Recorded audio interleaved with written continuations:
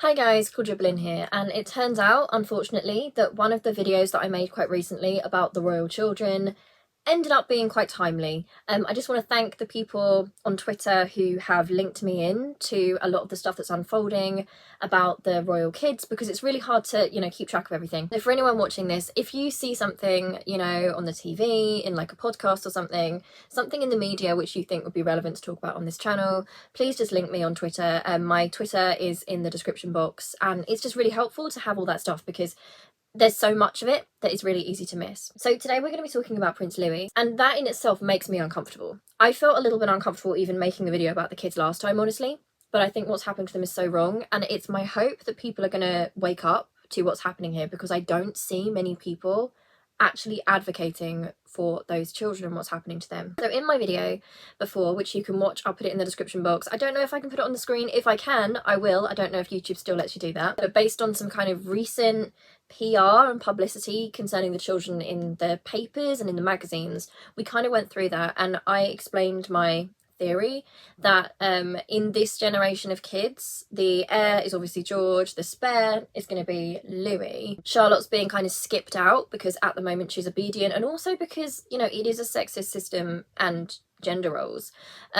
It's pretty complex, but what I can see happening, reading, what Harry said about his childhood, George is the heir, Louis getting made to be the spare. And I won't get into all that here because I made a whole video about it and how they are presenting those children as members of the kind of propaganda, right? They are part of the propaganda now. Those children have been assigned roles, and it's all very, I think a lot of people look at it and they just think, oh, it's nothing, it's just kids. No, everything that family does is PR, because everything they do has to perpetuate the monarchy. So every role they give the children, every appearance, they're all carefully choreographed. The mistake is thinking that a lot of people in this country kind of go along with the brainwashing and they think the royal family is a neutral thing and a neutral institution. That is not the case. No disrespect to the individual people in the family, but it is a firm.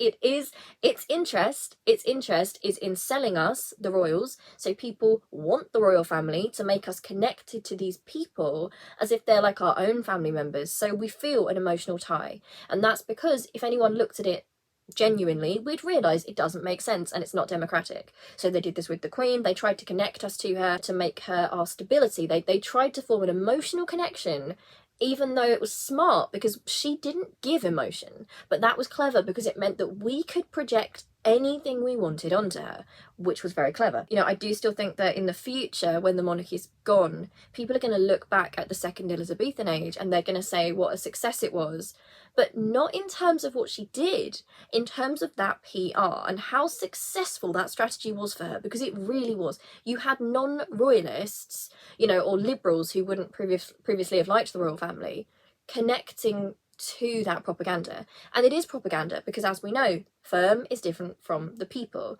The reality of the people inside the firm, we don't know what they're like. They are playing their roles. They are essentially born-in actors, and basically they're like, the children are like influencer kids, right? So you know how you get influencers, and we can see that's wrong, a lot of us. There's nothing wrong with having your children and being proud of your children, of course. But when those children are forced into those roles and it becomes invasive, we can see that's wrong.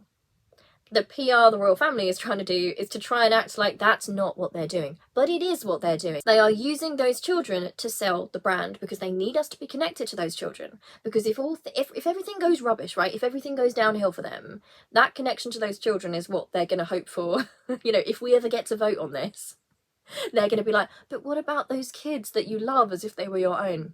And that just shows you what a joke it is, because if they were our own children and we thought about them as people, right, genuine people, we wouldn't want them anywhere near that system because it's not healthy. None of us would want that for our children, and we know that Diana got kind of married in very young. She was kind of groomed in. It was really dodgy because, I'll make a video about this, but the age difference was really dodgy. She was so naive in the sense that she'd never had a partner before, and that's why she was chosen, because they thought she'd be less trouble.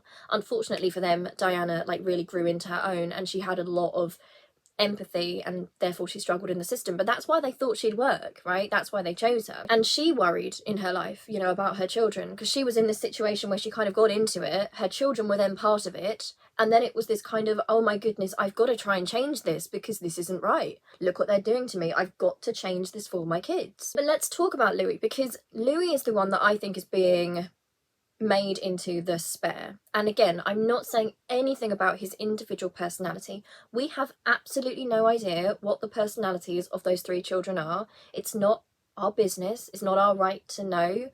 All we are seeing are the public faces and what the PR is doing. And I've said before that I think the children are under a lot of stress to know their roles. I mean, even if you're not in a royal family, it's very stressful for a child to feel like they have to perform for the adults around them. And I've spoken about how dangerous it is when we teach children that it's maturity is complete obedience.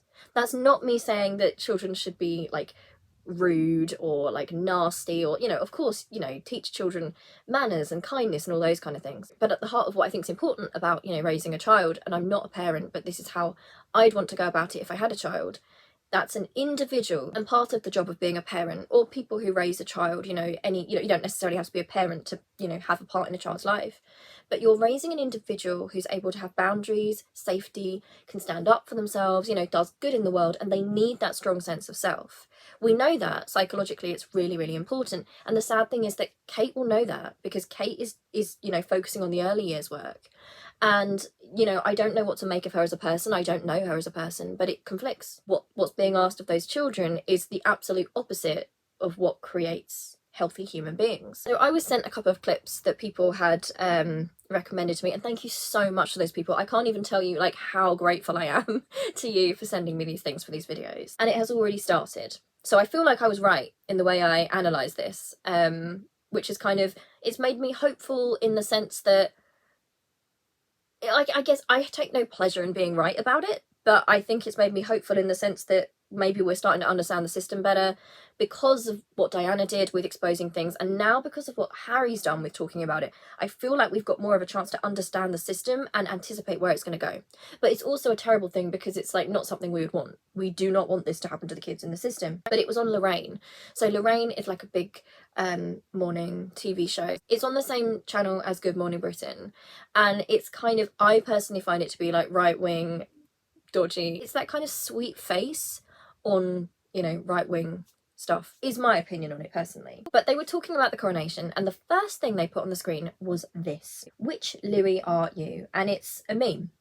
So over the top of this, what they were saying was, Prince Louis stole the show once again with his facial expression. Which Louis are you this morning? People are asking which one sums up your mood best. And here's the thing, if we didn't know about how the system ran, right, and the PR, you know, we might just kind of look past that and think, oh, it's just a meme, it's really harmless. But it's not. All of this is propaganda. And essentially, this child is being made into a mascot and a meme, and there's a sense of humanity taken from that child by doing that. You know, this is not an adult. This is not a world leader. This is a 5-year-old. And I was just thinking in my mind, you know, his famous facial expressions. Now, what if he's just an expressive child, right? What if he is autistic or he has ADHD and he's just expressive? What's that going to do to him growing up, that's what he's known for? Look, they're taking pictures of your different facial expressions and how exciting and funny they are. You know, Louis the clown, like, entertain us with your exaggerated facial expressions. Like, what if they're not exaggerated? What if that's just who he is? And that's why, you know, people say like I'm a killjoy and I take things too seriously. But this is a child, and I don't think that's healthy. I mean, imagine someone was doing that to you as a child. I think as you got older, you'd start to feel a bit nervous. I think you'd start to think, am I emoting too much here? And that's very difficult if a child is neurodivergent or they're under stress, which Louis is. All these children are under extreme stress. You know, what's that going to do to him when he starts to figure out that they're watching his facial expressions? Even if they mean well with it, what does that mean for him? You know, what's he absorbing? Is he thinking, right, that's why they like me, I've got to be wild? You know, I've got to play this part of the Joker so they can enjoy me, that's my job? Or is he going to start thinking, oh no, as I get older, I can't outshine George, I need to, you know, they're watching me, I've got to kind of hold it in and I've got to just try and not be myself? Because that's what we ask of these children. And something I wanted to read actually, and there are so many passages in Spare I could have chosen, but something that Harry said, because I think Harry's situation most closely mirrors Louis's situation. I'm not saying it's exactly identical because, you know, there are so many different factors at play, but let's not forget that Harry was considered to be the naughty one, the rascal, the royal rebel, and they loved it while he was little, but then once he got older, it turned on him quite spectacularly. And as, you know, people are very tough on William when he's younger, again, not excusing adult behaviour, but, you know, there are portions of Spare where Harry talks about how him and William are quite distant from each other. And I think they're both going through different forms of horrible indoctrination, and William is probably going through worse at that point. And I just think for a teenager in that situation, how difficult it must have been for him, and probably will be for George going forward, to know that you have to be solemn, sturdy, you know, you have to be like the Queen, right? You can't give away too much. Meanwhile, your little brother, in your perspective, you're probably starting to think, oh, it's all right for him, you know, he gets to be a rebel, he gets to do that, people laugh when he does it, they love it, but I'm not allowed to do it. Not realising that that child in that position is also going through something really horrible, where they're kind of being seen as second best and the joker and they have to perform. They're both going through horrible situations. And when we look at dysfunctional family dynamics in real life, you know, you'll often have children assigned different roles. And the tragedy is that those children, if they connected, could be a healthy family for each other and could really do well. But in a lot of these systems, the pressures put on the kids, the way the kids are set against each other by the system, they often don't get along very well, and it destroys a relationship through bitterness and envy. And I don't think we can argue that it's wrong for William to have felt that way when he was young, if he did, because in the role he's in, that must have felt very strange and very odd. You know, I have to hide everything about myself and be perfect. I've got all this responsibility on me, but my little brother gets to be cheeky and he gets to do this and he gets to be more bold. And a lot of the time people laugh at William, you know, as a child for not being as assertive as Harry and maybe not as physically capable, right? Harry was good at sports, all that kind of thing. But I also wonder if that created a bitterness in William's mind. This is just speculation, because he's probably also been taught growing up, you have to be really careful, because Harry's being taught you're a bit more expendable, right? You can be the action hero, go ahead and do that, you know, fight rough, that's fine, we love it, you're not the important one, which is damaging in its own way for him as he grows up. But William's being taught you're precious and you've got a role to play, so be careful, right? Be afraid of everything, because you are essential to this whole business. If you're not here, the family business falls down. So I can understand why he hasn't turned out that way. It might just be that naturally he's not as physically, you know, capable as Harry in a lot of ways. It might be that Harry's just naturally more sporty, but I imagine it's very complex in his mind. That's why I do have a lot of empathy for William, and why in Spare it seems like Harry has a lot of empathy for William. And I honestly think it's because Harry's had the therapy and he's got the gift that his mum had, really, hasn't he, where he's able to look at other people's experiences and to look at their psychology and to think, how did that happen? You'll often find in Spare that he's even talking about his father's childhood. So when he's not getting what he needs from his dad, his first thought isn't anger, his first thought is understanding. He's trying to think, why did he turn out that way? And there's empathy, right? There's pity, there's sympathy. And actually both the boys seem to have felt that for their dad when they were younger. So there's quite an emotional intelligence in Harry. And it's sad because in the book it seems like there was in William, and I don't know really what happened there. But this is what I wanted to read. So it's from a passage where Harry is at Eton, and in a kind of moment of madness, he has agreed to, have his hair shaved off. And he's kind of in a stage of his life where psychologically he's becoming quite wild, quite impulsive, because I think nothing feels very real. He's in a high stress situation. He's obviously got a lot of grief going on, and he wants to be the Joker. He's learned that people like him if he's the Joker. He's had to be that, because he's not the main one. You know, we often see that in family systems. The Joker of the family sometimes has to become that because they're not the most important one. They're not the most valued one. So how do they become valued? By making people laugh, right? And you can see that in a family system. So in this situation, the tabloids found out that he had shaved off his hair, and he'd kind of regretted it afterwards. It's one of those things you do as a teenager where you think, why did I do that? The tabloids actually made a fake image of what he could have looked like and put it on the front of the tabloids. And they called it Harry the Skinhead, right? And it was just humiliating for him. It was meant to make him look bad and to kind of make a joke out of it. Then some weeks later, he breaks a bone in his thumb when he's playing rugby. Not a big deal. and they put Harry's had an accident all over the papers. Now listen to this. This is about the agreement that had been put in place, kind of unofficially with the press, about leaving the boys alone once their mother had died to have their education in peace. Apparently that agreement had now expired, because there I was, splattered across the front page, made out to seem a delicate flower, or an ass, or both, and knocking on death's door. I read the article several times. Despite the sombre subtext, something's very wrong with Prince Harry, I marvelled at its tone. Larky. My existence was just fun and games to these people. I wasn't a human being to them. I wasn't a 14-year-old boy hanging on by his fingernails. I was a cartoon character, a glove puppet to be manipulated and mocked for fun. So what if their fun made my already difficult days more difficult, made me a laughingstock before my schoolmates, not to mention the wider world? So what if they were torturing a child?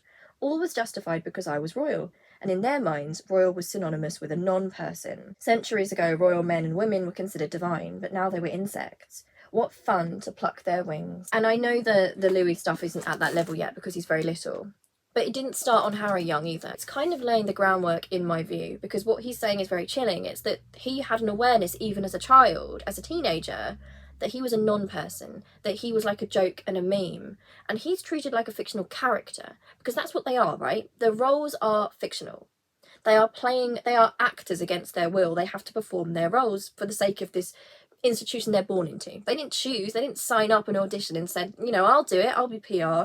They're born into that. And the awareness that he had, that these people viewed him like a joke or a meme, but not as a real person, is horrible, because he was a teenager at that time, and we see that with the royal children now. We see that with Louis, and I'm not saying it's evil when people make jokes like, oh, you know, he is a cute child. Of course he is, and it is cute when kids like misbehave or are dramatic. Like, we've all been there at like a family wedding or something, and a kid's kind of like misbehaving or does something funny and we all laugh. But what are they laying the groundwork here for? You know, this is too far. He is going to be the Joker. Right, he's been made the Joker because he's not George. They're actually taking pictures of his facial expressions. You know, how is that going to feel? How is that affecting him at school? What will that be like when his peers see him doing that? I think is he going to become anxious about being expressive, right? Because he's a really expressive child. Is he able to be less expressive? And should he have to be? He's going to be under this situation now where people are going to be watching him. What's Louis going to do next? You know, that loose cannon. And always in the background of that people don't think about is that PR thing, which is, thank goodness it wasn't him. Thank goodness it was George. He makes a great little brother. You know, he makes us laugh. But he's not a serious person. You know, thank goodness for George. Thank goodness George was the main man. And here's the thing. What if George, in his personal life, like, is actually the funniest person ever? Like, I know he's a kid. But what if, like, he grows up and he is hilarious? What if he's the jokester, right? He's the prankster of the family. And yet he's got to play this role. He's going to play this role in public because he's got to reassure everyone that he's just like his grandma. Now, on Lorraine, and this segment as well, the segment about the coronation, they actually had a part which said, do you feel sorry for Prince Harry? And then they kind of sat there on the panel like, oh, his ghostwriter said he wasn't ashamed of the book. He's glad he wrote it. Ooh, what do we think of that? It's all very pantomime. And a guest actually points out that Meghan and Harry have kind of been made into a pantomime evil couple. I'm not going wild with this. They're not like huge, you know, they weren't hugely advocating for them. But they pointed out how, you know, in the ghostwriter's, article, which I'll do in another video, the ghostwriter talks about how Meghan was really nice and like got them cups of tea and things. And people are surprised by that because, you know, oh, we thought she was a terrible villain. She's got the capacity to be nice to people. And this is what Lorraine said here. And are people waking up? Because this I did not expect her to say. Right. It's that thing, isn't it? Everybody gets their assigned role. We were talking about little Prince Louis earlier on. He's now, whether he likes it or not, he's the family clown. And I mean that, I don't mean a clown as an idiot, I mean he's the kind of cheeky chappy. He's going to have that round his neck for the rest of his life, probably. Which is a great shame when you think about it. You're assigned a role. The very pro-monarchy person on the panel says, I think Louis will have time to make his mark in other ways. I don't think he's going to be the court jester. Don't worry, he's fine. Love that. It's just, don't worry, he's fine. Don't ask questions about that. You know, it's a 5-year-old. Don't ask questions. He's fine. He's fine. Of course. Anyway, then they showed footage of, so I believe there was like an outing, a family outing, they were like operating diggers or something, and they had the kids operating diggers and doing archery and stuff. Anyway, so Lorraine says about this, and this was good yesterday to see them all out and about. You know, I must admit, watching it in terms of the coronation, it looked like they couldn't wait to get those crowns off to put their feet up. So she's kind of moving away from analysing the children and kind of talking about how, yeah, I mean, let's be honest, nobody looked like they were enjoying the coronation. Everyone looked like they wanted to go home. But the woman changes the subject, because in the background there's still the royal children, you know, on the diggers, and she's there to give us this propaganda through the kids, because she says this: "I thought this was very clever. Louis is now officially a working royal. This was his first ever royal engagement." And Lorraine says, "Gosh, at the age of 5. And the royal person says this: "What William and Kate did quite cleverly was take him along to something quite fun that probably didn't feel like work, digging and hand painting and doing archery. He probably thought, if this is royal work, sign me up." And then they actually go on to listening to, they say that Kate slipped up because she actually let us hear by accident his nickname. And they actually play it a couple of times to try and listen to find out what that child's nickname is. But let's talk about this, the royal work situation. So I spoke about the kind of indoctrination element before. It's, you know, it's so clever of them that Louis is now officially a working royal at his first job, and he's 5. Are people, like, that is a 5-year-old. He shouldn't be a working royal. He shouldn't be having an engagement. And this idea that, oh, they were so clever because they made him think it was fun, right? That's grooming someone in. I'm sorry, like, that's grooming. Like, isn't it? You know, they're so open about it anyway. They don't care. You know, he probably thought, if this is royal work, sign me up. So they're tricking him into it, right? What, that child should not be doing work. A 5-year-old shouldn't be doing work at all. You know, and even the kind of fawning, you know, watching them and saying, oh, it was so good yesterday to see them out and about. It's so nice. Because it's propaganda. We have to see that that is a happy family doing normal family things. You know, the royal family isn't a business, right? It's not an institution, which is very powerful. It's just this sweet family, and we have to watch them. And how could you be anti the royal family? Do you hate these poor kids? You know, that's what they're using the kids for, right? And it's misinterpreting what being anti-monarchy is anyway, because being anti-monarchy doesn't mean you have anything against the people, or especially the kids. It's being against the system. And sure, you might be against the people in the system, but essentially it's about abolishing the system, and their job is to make you think, but how could you? They tried it with the Queen. How could you, that sweet old lady? And now it's, how could you, those sweet kids? Nobody's actually thinking about the children and what this is doing to them. Actually, it's quite interesting because Lorraine, who said the comment about him being like the kind of clown and having that role assigned, and she's right to say it. A lot of people were saying, oh, how dare she say that? How dare she say that he's the clown? But I actually think she's stating the obvious. You know, that's what's happening here. And people don't want to look at the fact, and I think they know, I think that's the worst thing. They know that's happening, they don't want to think about it. They don't want to think about what's going on with that child. So they're acting like, oh, how dare she insult him? But actually she didn't insult him. You know, the whole coverage was awful anyway. Like, you know, she's not good. She's not good. But in that particular comment, I think what she said was correct. He is being assigned a role that's going to be round his neck for the rest of his life. He's going to find that very hard to escape from. Imagine being assigned your role at the age of 5 before you even know who you are. And then we've got Good Morning Britain, which used to have Piers Morgan, and now we've got Susanna Reid, who was his co-presenter and didn't really, you know, she was very, very complicit with him. And then we've got Ed Balls presenting with her, which is bizarre because he's an ex-Labour MP. Not great at all. I've said before about how much I can't stand GMB. Their commentary after the coronation. So Susanna says, I did think the Princess of Wales, Kate, on the coronation, I did think she looked stressed. And I thought to myself, she has got one of her children taking part, and he's playing quite a key role in the coronation. And then she's got lovely Charlotte, who always seems to be well behaved, but she must have been thinking, what is Louis going to get up to? And then everyone laughs. I just thought she looked so preoccupied, didn't she, when she went into the Abbey. And then they discuss the fact that they were late. And let's just also, you know, it's not the video for this, but imagine if Harry had been late. Imagine if Meghan was still part of that and she'd been late. Imagine the headlines. But no, it's fine. But they're speculating that the reason they were late was the kids, basically. Because they're trying to make them, again, into the PR of, you know, oh, they're just like you. know, when you try and get your kids somewhere and they don't want to go and they need the loo and you're late. They're trying to make it into that. But think about what came before that. So what we have here are the roles of the children, and they are filtering down. The PR is successful right now. So Kate is stressed. Why do they think Kate is stressed? Now, they don't want to think about her relationship with William. You know, anything could have gone wrong there, that's not an option. You know, they have to still be pro-monarchy with this. They have to support the family. So they have to make it the kids. George, he's playing a huge part in the ceremony. Now, nobody goes far enough to say, what if George didn't want to do it? What if George was crying? What if George was saying, I don't want to perform today, I don't feel well, I don't want everyone recording me, I just don't want to. So he's the one who's taking on the burden and the sacrifice, right? Then lovely Charlotte. She's got lovely Charlotte, who always seems to be well behaved. That's been successful. That's some very successful PR. And it will be damaging for Charlotte in her own way, because sometimes it might seem like Charlotte's getting the easiest ride here. But I imagine that'll be difficult psychologically as she grows up. You know, being the supporting role, being the good one, the obedient one, especially being the girl in the system. Like, it's going to be complicated for her. You know, a lot of her job right now, you saw her in the ceremony holding Louis's hand. You know, the idea that she's bossing her brothers about, the idea that she's there for her brothers all the time, which is nice. All siblings should be there for each other. But that's also quite a burden for a child as a role. Her role isn't really about her yet. And will it ever be? You know, it's very much about her brothers, and as she's a girl, she's very much praised for her obedience. And then last of all, Louis. She must have been thinking, what is Louis going to get up to? And everyone on the panel starts laughing. What's Louis going to get up to? So it's already like, George, good one, you know, he won't be the problem. Kate's just worried because, you know, it's nerve-wracking for her, but no one wants to think about the fact that maybe it's horrific for a child to have to be expected to do that. Charlotte, she's good, it's all fine, so it must be Louis. What's Louis gonna get up to, eh? The naughty little Louis. Sure, we love him for now, but we know he's the naughty one, he's the handful.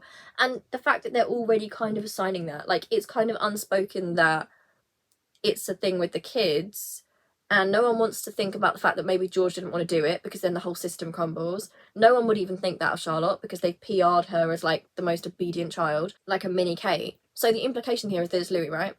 Troubles with tricky Louis. And it also makes me think of, there's a poem called We Remember Your Childhood Well, which is one of my favourite poems. If you're someone who's gone through trauma or abuse or anything like that, in a family system or something like that in childhood, then it's an incredible poem, and I'm going to make a video about that with regards to Harry and some of the other royals and what that means and how we can apply that to our lives. But it's very interesting because the idea of the poem is that the adults in the poem are telling the child is talking about their experiences and memories of childhood and how they felt, and that's being dismissed by the adults, and the parents are kind of saying, no, but you smiled, you were happy, we're telling you you were happy, we're telling you you wanted to do this, and the child is expressing that they didn't, yet their reality is being denied. And that's kind of what we're seeing happening on a really big scale, because in the future I would not be surprised if one of these kids, you know, kind of gets out and starts talking about it and discusses how, I didn't want to do that, you know, I cried beforehand, or I was really nervous, or I wasn't feeling very well.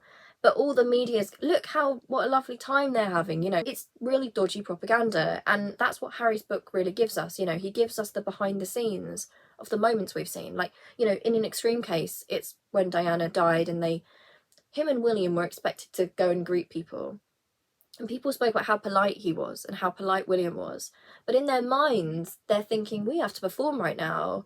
You know, they don't understand what's going on. They're grieving, they're angry, all these different feelings, and yet they're performing. And they're aware of those two different versions of themselves at such a young age, the real one and the public one.